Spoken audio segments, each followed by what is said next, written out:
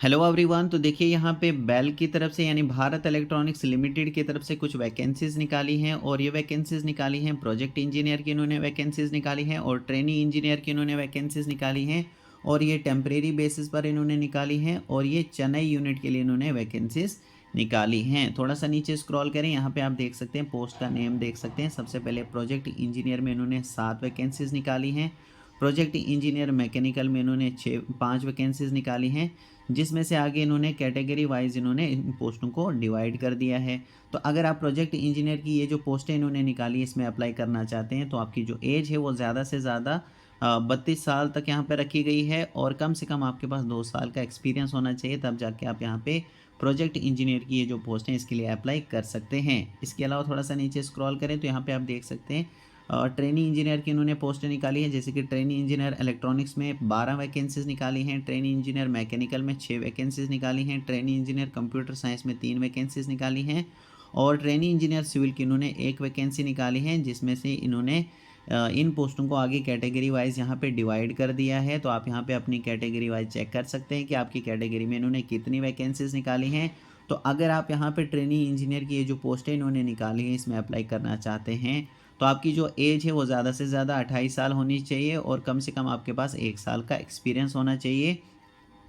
तभी जाके आप यहाँ पे इन ट्रेनी की पोस्टों के लिए अप्लाई कर सकते हैं। तो ठीक है दोस्तों, इसके अलावा मान लीजिए कि आप SC ST कैटेगरी में आते हैं तो आपको 5 साल तक यहाँ पर एज में छूट दी जाती है। अगर आप OBC कैंडिडेट्स हैं तो आपको यहाँ पे 3 साल तक एज में रिलैक्सेशन मिलता है।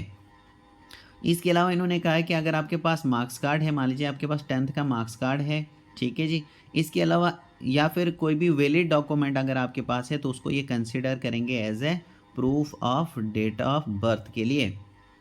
ठीक है दोस्तों, थोड़ा सा नीचे स्क्रॉल करें तो यहाँ पे आप देख सकते हैं अगर आप प्रोजेक्ट इंजीनियर की ये जो पोस्ट है इसके लिए अगर आप सेलेक्ट होते हैं तो ये आपका इनिशियली आपके पास 3 साल का ये रहेगा, 1 साल का ये और एक्सटेंड हो सकता है और ये डिपेंड करेगा प्रोजेक्ट की रिक्वायरमेंट के ऊपर और आपकी परफॉर्मेंस को ये देखेंगे यहाँ पे। तो उस हिसाब से आपके पास 1 साल का ये और एक्सटेंड कर सकते हैं, बढ़ा सकते हैं आपके टाइम को। और ये मैक्सिमम जो टेन्योर रहने वाला है ये 4 साल का रहने वाला है, जिसमें आपका जो पहला साल स्टार्ट हो जाएगा उसमें आपको पर मंथ 40,000 रुपया दिया जाएगा। जब आपका दूसरा साल स्टार्ट हो जाएगा तो 45,000 आपको दिया जाएगा पर मंथ।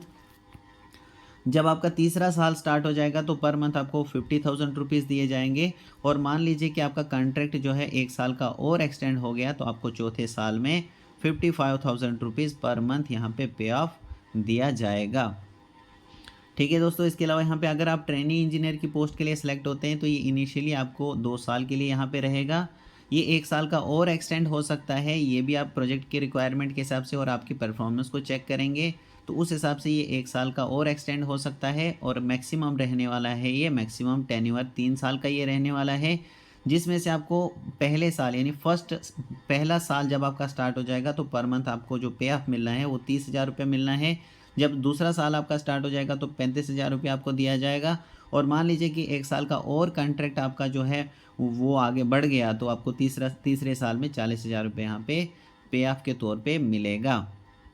थोड़ा सा नीचे स्क्रॉल करते हो तो यहाँ पे आप देख सकते हैं कि इन सब के अलावा आपको यानी कि जो आपकी सैलरी रहेगी, जो आपका पे ऑफ रहेगा, इसके अलावा आपको एडिशनल यहाँ पे दिया जाता है। एडिशनल अमाउंट आपको 12,000 रुपये दिया जाता है और ये किसके लिए दिया जाता है, like medical insurance premium, attire allowance, stitching charges, footwear allowances etcetera. तो इन सब के लिए 12,000 रुपये आपको पर साल मतलब सालाना आपको 12,000 रुपया ये एक्स्ट्रा अमाउंट दिया जाएगा।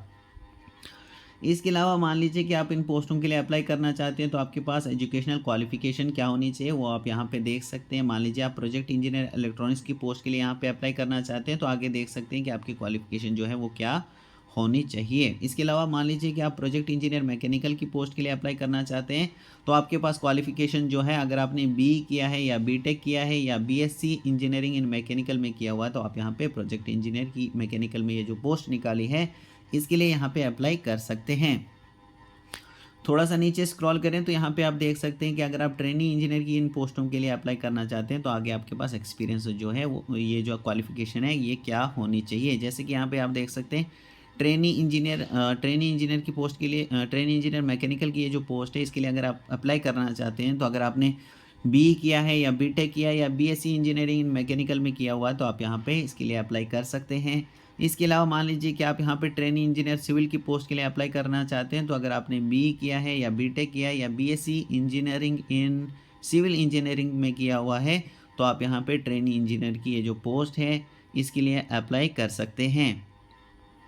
थोड़ा सा नीचे स्क्रॉल करें तो कुछ और इम्पॉर्टेंट देख लेते हैं दोस्तों। जैसे कि यहाँ पे इन्होंने लिखा है कि अगर आपका टीचिंग में या फिर experience in non profit organization, internship, project work placement जो कि पार्ट ऑफ एकेडमिक करिकुलम है तो ये यहाँ पे कंसिडर नहीं करेंगे, यानी कि एक्सपीरियंस के तौर पे इसको ये नहीं मानेंगे। ठीक है, थोड़ा सा नीचे स्क्रॉल करें, यहाँ पे आप देख सकते हैं कि अगर आपने ट्रेनिंग की है, 1 साल की ट्रेनिंग कंप्लीट की है तो यहाँ पे आप देख सकते हैं उसको ये कंसिडर करेंगे एज ए एक्सपीरियंस के तौर पे ये इसको कंसिडर करेंगे। थोड़ा सा और नीचे स्क्रॉल करें तो यहाँ पे आप देख सकते हैं इन्होंने लिखा है candidates with experience of any of the following areas, यानी नीचे दिए गए जो भी इन्होंने एरियाज़ दिए गए हैं उनमें से किसी में भी अगर आपके पास एक्सपीरियंस है तो ये इसको प्रेफर्ड करेंगे, यानी इसको ये मानेंगे। तो यहाँ पे आप चेक कर सकते हैं experience for project engineer, trainee engineer electronics के में अगर ये सब नीचे एरियाज़ दिए गए हैं तो इनमें से अगर किसी में भी अगर आपके पास एक्सपीरियंस है तो ये इसको प्रेफर्ड करेंगे। आप यहाँ पे खुद से चेक कर सकते हैं। ठीक है दोस्तों,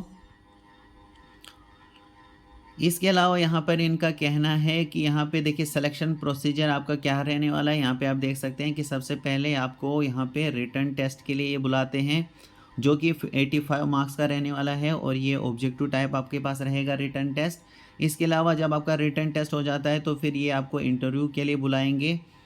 इसके अलावा इन्होंने कहा है कि जो आपका रिटन टेस्ट होना है और इंटरव्यू रहना है ये चेन्नई में रहना है। ठीक है, तो चेन्नई में आपको जाना पड़ेगा।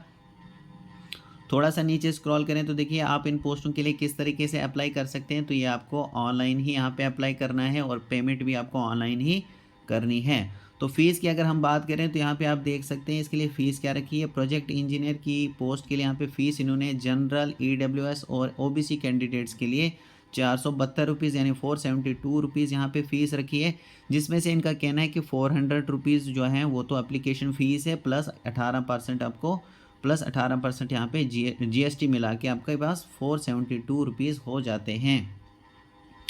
इसके अलावा यहाँ पे ट्रेनी इंजीनियर की पोस्ट के लिए अगर आप अप्लाई करना चाहते हैं तो जनरल, EWS, OBC कैंडिडेट्स के लिए 177 रुपीज़ यहाँ पे फ़ीस रखी है, जिसमें से 150 आपको एप्लीकेशन फ़ीस है प्लस 18% आपको GST है, तो कुल मिला के यहाँ पे 177 रुपीज़ हो जाते हैं। थोड़ा सा नीचे स्क्रॉल करें तो मान लीजिए आप SC, ST, PWD कैंडिडेट्स आते हैं, मतलब SC, ST, PWD कैटेगरी में आते हैं तो यहाँ पे इन्होंने इनके लिए कोई भी फ़ीस नहीं रखी है। इसके अलावा इन्होंने कहा कि भाई डॉक्यूमेंट्स आपको क्या क्या अपलोड करने हैं, तो जैसे 10th का मार्क्स कार्ड हो गया या फिर कोई भी वैलिड डॉक्यूमेंट्स जो ये मानेंगे as a proof of date of birth के लिए आपको अपलोड करना है। इसके अलावा BSc इंजीनियरिंग अगर आपने की है या BTech इंजीनियरिंग, ये जो डिग्री सर्टिफिकेट है ये आपको यहाँ पे अपलोड करनी है और ये क्लियर होनी चाहिए, सारी चीज़ें क्लियरली यहाँ पे जो दिखनी चाहिए। ठीक है, इसके अलावा इनको ऑल सेमेस्टर मार्क्स कार्ड जो हैं वो आपको अपलोड करने हैं या CGPA conversion documents wherever applicable, तो ये आपको कुछ डॉक्यूमेंट्स हैं जो यहाँ पे अपलोड करने हैं। थोड़ा सा नीचे स्क्रॉल करके कुछ और इम्पोर्टेंट देख लेते हैं।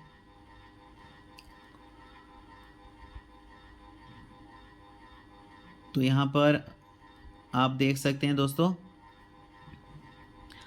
कि जो भी कैंडिडेट्स यहाँ पे शॉर्ट लिस्ट होते हैं, रिटन टेस्ट के लिए शॉर्ट लिस्ट होते हैं या फिर इंटरव्यू के लिए या फिर final selection will be made available, यानी फाइनल सिलेक्शन लिस्ट जो भी बनेगी या फिर रिटन टेस्ट के रिगार्डिंग जो भी यहाँ पे शॉर्ट लिस्ट होंगे कैंडिडेट्स या इंटरव्यू के लिए जो भी यहाँ पे कैंडिडेट शॉर्ट लिस्ट होंगे तो वो यहाँ पे आपको देखने को मिलेगा इस वेबसाइट पे जाके। ये जो बेल की वेबसाइट है इस पर आपको कैरियर सेक्शन में जाना है। यहाँ पे जैसे आप इसको ओपन करेंगे तो इसके कैरियर सेक्शन में जाके आपको ये सारी चीज़ें जो हैं वो देखने को मिलेंगी।